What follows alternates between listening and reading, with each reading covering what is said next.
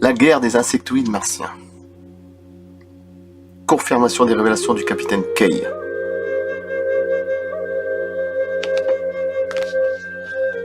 De Andrea.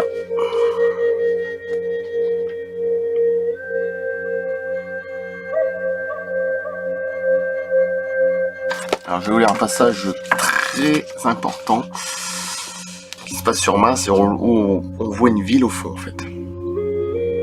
Enfin, c'est grâce à Andrea qui a retravaillé les pixels, tout ça, qui a zoomé. Enfin, c'est tout un travail, j'imagine, retouche. Mais on voit clair et net qu'il y a une ville au fond. C'est parti. Mars Colony Corporation. Si Mars est une planète habitable par l'homme, comme l'affirment de nombreux lanceurs d'alerte dans le capitaine Kay, ou comme le confirmerait le précédent chapitre, et si des colons y furent effectivement amenés depuis au moins les années 70, alors il serait logique que le MCC les loge dans les villes et non dans des simples modules, ce qui serait en corrélation avec une population croissante. Le 4 juillet 1997, la sonde Mars Pathfinder déposa Sojourner, premier rover à explorer la planète rouge. Le lieu d'atterrissage fut ensuite baptisé Mémorial Carl Sagan, en l'honneur de l'astronome et planétologue américain Carl Sagan, décédé 2 semaines après le lancement de la sonde. La région d'Ares Vallis, qui a été choisie comme site d'atterrissage, est une ancienne plaine alluviale. Située dans l'hémisphère nord de Mars, on y trouve des collines, Twin Peaks. Les pics mesurent entre 30 et 35 mètres de hauteur. North Twin, à droite, se trouve à environ 800 mètres de Pathfinder. Alors que South Twin, à gauche, est environ 1 km. Une distance qui a son importance, surtout lorsqu'il s'agit d'évaluer la taille de bâtiments, voire carrément d'une ville. Car nous allons le voir, Ares Vallis cacherait une cité qui, si elle est bien réelle, n'aurait rien à envier aux mégapoles construites sur Terre. La prise de vue transmise par l'atterrisseur Pathfinder s'intitule « Elle n'est donc pas récente puisqu'elle a été postée sur le site de la NASA le 12 décembre 1997. C'est au hasard de mes recherches que j'ai redécouvert ce cliché qui porte en lui une surprise de taille. Pour cela, il suffit de sélectionner une zone à l'horizon, baisser la luminosité à 55% et augmenter le contraste de 95%.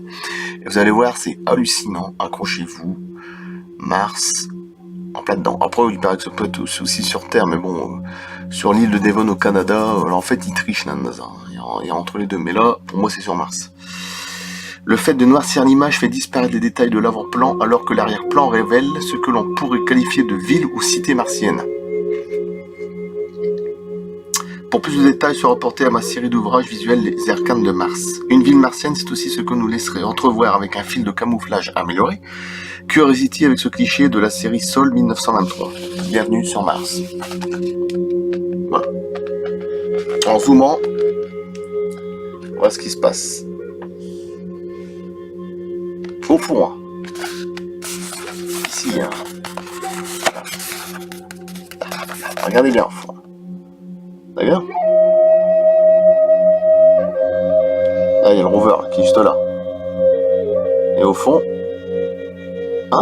il y a une ville. Voilà.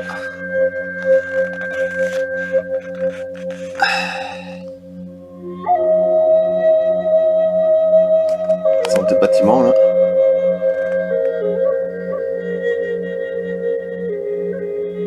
Il y a un énorme truc, je sais pas ce que c'est là.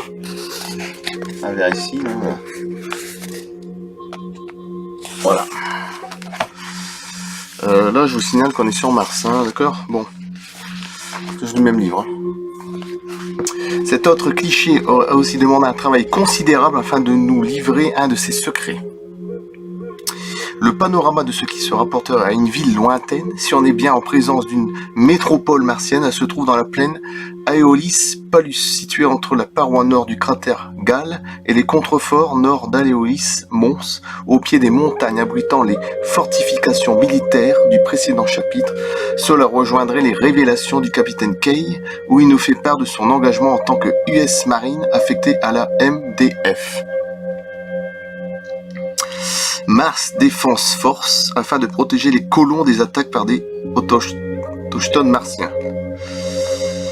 Putain, en plus ça se voit qu'en zoomant, y a un gros problème. J'ai dû scinder l'image en deux parties et les structures ont été encore agrandies afin de nous assurer du caractère artificiel se rapportant à l'infrastructure d'une cité. La comparaison avec une ville terrestre est tout aussi frappante. Bienvenue sur Mars.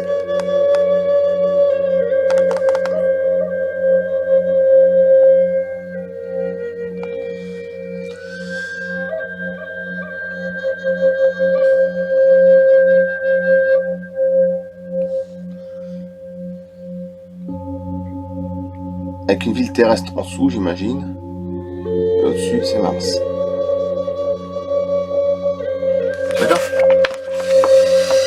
Quant à cliché suivant, il vient de la série du Sol 953. Et le fait d'améliorer la qualité de cette prise de vue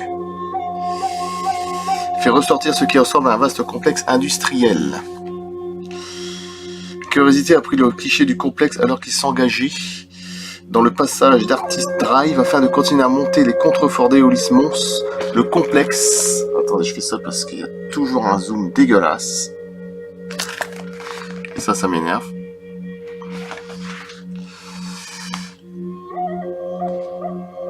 Le mont saurait très bien contenir des installations d'une centrale énergique nécessaire pour couvrir les besoins d'une telle ville qui se trouve à une distance d'environ 6 km de la ville vue au sol 1923.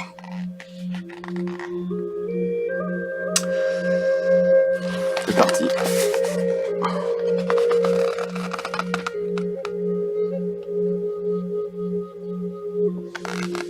Ah bien non, là en dessous c'est voilà, mais là ici là c'est sur Mars, hein. Je sais pas si vous voyez un petit peu là. Un qui vous choque quoi, c'est normal quoi. Un cliché dont il paraît difficile de nier le caractère artificiel. Darry Pram, l'US Marine Captain Kay, aurait embarqué à bord d'une navette pour être amené au nord de la planète Mars afin de rejoindre son affectation à la station avancée Zebra. Une information qui pourrait se vérifier par l'intermédiaire de Google Earth en mode Mars. Un agrandissement du secteur se trouvant aux coordonnées suivantes. Je vais vous donner d'ailleurs les indications du secteur, hein, avec alors vous aurez tout sur place. Relais, ce qui s'apparenterait à une colonie martienne. Voilà. Alors, mettez sur pause, renotez ça là. Un agrandissement du secteur se trouvant aux coordonnées suivantes. D'accord ?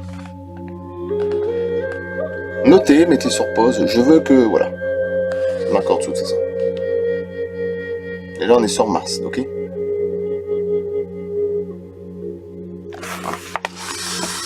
Les rovers Opportunity et Curiosity se trouvent dans la partie équatoriale, ce qui limite nos recherches à cette zone de la planète. Ceci dit, nous pouvons encore nous appuyer sur les sondes spatiales, sachant que la station avancée Zebra ne serait qu'une parmi celles dédiées à la défense des 5 colonies de la MCC, hein, dont certaines se trouveraient dans la zone équatoriale, ce qui va nous permettre de continuer nos investigations tout en faisant le parallèle avec les divulgations faites par le capitaine Kay. Les colons sont censés travailler dans les mines appartenant à la MCC. Trouvons-nous quelque part sur Mars de telles mines ? Encore une fois, c'est la NASA qui détient la réponse qui validerait les révélations des lanceurs d'alerte. Même si le récit du capitaine Kay semble de plus en plus crédible, nous n'avons toujours pas validé l'hypothèse d'une éventuelle guerre entre humains et martiens, principalement de type insectoïde. Mais enfin, ça, vous allez voir un petit peu la fois dans les livres. Dans le livre, pour présumer d'une force militaire affectée sur Mars à la protection de colons, nous devons continuer les investigations martiennes et savoir si des mines existent. Et c'était vachement intéressant. La guerre des... En plus, on voit que c'était zoomé et tout. Donc, Bon, au moins qu'on a la merde dans les yeux, mais bon.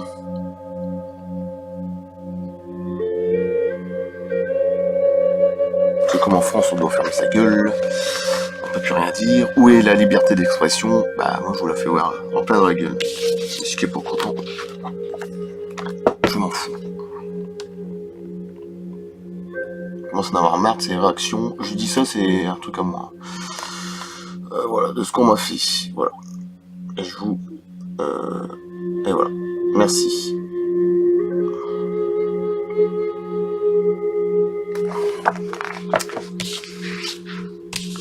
À bientôt.